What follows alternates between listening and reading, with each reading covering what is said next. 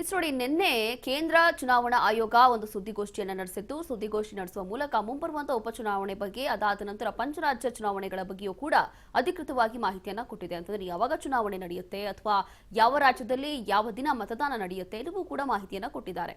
ಅಲ್ಲಿ ನನಗೆ ಸ್ವಲ್ಪ ಜಾಸ್ತಿ ಇದೆ ಅಷ್ಟೇ. ಅದಕ್ಕೆ ನಾನು ಕೇಳ್ತಾ ಇರೋದು. ನಾನು 40 ವರ್ಷದಿಂದ ಇಲ್ಲದೇನಲ್ಲಪ್ಪ, ಫಸ್ಟ್ ಟೈಮ್ ಅಲ್ಲ, 3 ಸರ್ತಿ ಜಿಲ್ಲಾಧ್ಯಕ್ಷನಾಗಿದ್ದೀನಿ, 3ನೇ ಸರ್ತಿ MLC ಇದ್ದೀನಿ. ನಾನೇನು ಇಲ್ಲಿ ಪರ್ಮನೆಂಟಾಗಿ ಇರೋಕ್ಕೆ ಬಂದಿಲ್ಲ. ನನಗೊಂದು ಅವಕಾಶ ಸಿಕ್ಕರೆ ಮತ್ತು ನಾನು ಮುಂದೆ ಯಾರೊಬ್ಬರು ಆಗ್ತಾರಂತ ಅಷ್ಟೇ. ಅಧಿಕಾರ ಯಾರಿಗೂ ಪರ್ಮನೆಂಟ್ ಅಲ್ಲ. ನಮಗೆ ಒಂದು ಸರ್ತಿ ಅಧಿಕಾರ ಸಿಕ್ಕರೆ ಎಲ್ಲರಿಗೂ ಯಾರಿಗಾರೊಬ್ಬರು ಮುಂದೆ ಆಗ್ತಾರೆ ಅಂತ ನಾನು ಪ್ರಯತ್ನ ಮಾಡ್ತೀನಿ. ಮತ್ತು ಅದರ ಜೊತೆಗೆ ಇಲ್ಲಪ್ಪ ಬೇರೆ ಯಾರಿಗೂ ಇಲ್ಲ ಅಂತ ಹೇಳಿದ್ರೆ ಬೇಕಾದ ಸಮಾಜದವರು ಟ್ರೈ ಮಾಡ್ತಿದ್ದಾರೆ. ಅದರಲ್ಲಿ ಯಾರಿಗೆ ಕೊಟ್ಟರು ನಾವು ಗೆಲ್ಲಿಸ್ತೀವಿ. ನಾನು ಆಗಲೇ ಹೇಳಿದ್ದೀನಿ, ಈಗೂ ಹೇಳ್ತಾ ಇದ್ದೀನಿ.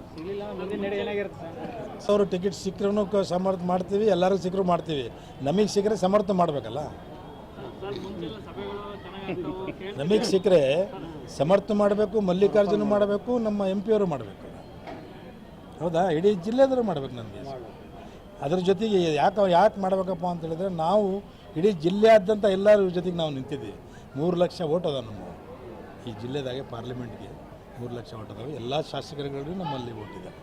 ಅದಕ್ಕೆ ಅವರೇ ನಮಗೆ ಜೊತೆಗೆ ನಿಂತ್ಕೊಂಡು ಮುಂದೆ ಹೊಡೆದು ನಮಗೆ ಗೆಲ್ಲಿಸಬೇಕು ಅಂತ ಎದ್ದಿದ್ರಲ್ಲಿ ನನಗೆ ಸ್ವಲ್ಪ ಜಾಸ್ತಿ ಇದೆ ಅಷ್ಟೇ.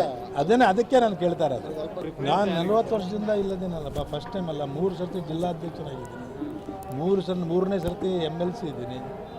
ನಾನೇನು ಇಲ್ಲಿ ಪರ್ಮನೆಂಟಾಗಿ ಇರೋಕ್ಕೆ ಬಂದಿಲ್ಲ. ನನಗೊಂದು ಅವಕಾಶ ಸಿಕ್ಕರೆ ಮತ್ತು ನಾನು ಮುಂದೆ ಯಾರೊಬ್ಬರು ಆಗ್ತಾರಂತ ಅಷ್ಟೇ. ಅಧಿಕಾರ ಯಾರಿಗೂ ಪರ್ಮನೆಂಟ್ ಅಲ್ಲ.